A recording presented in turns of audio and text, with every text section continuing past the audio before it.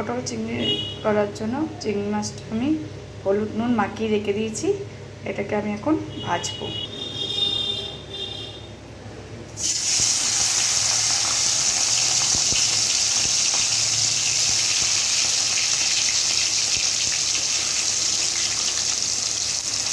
চিংড়ি মাছটা আমি ভেজে নেব, ভেজে নেব। চিংড়ি মাছটা ভাজা হয়ে গেলে তুলে আলু আর চিংড়ি মাছটাকে ভেজে তুলে নিয়েছি। আর এইদিকে পটলটা ভাজছি। পটলটা আমার ভাজা হয়ে গেছে, আমি এবার পটলটাকে তুলে নেব।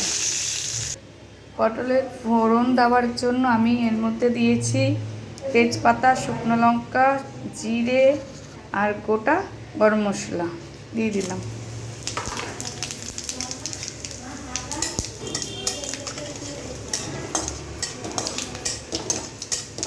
তো নাড়াচাড়া দিয়ে ভাজা হলে এর মধ্যে দিয়ে দেবো আমি পেঁয়াজ।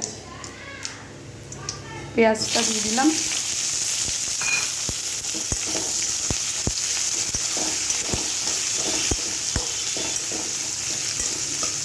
পেঁয়াজটা দিয়ে ভাজা ভাজা করবো।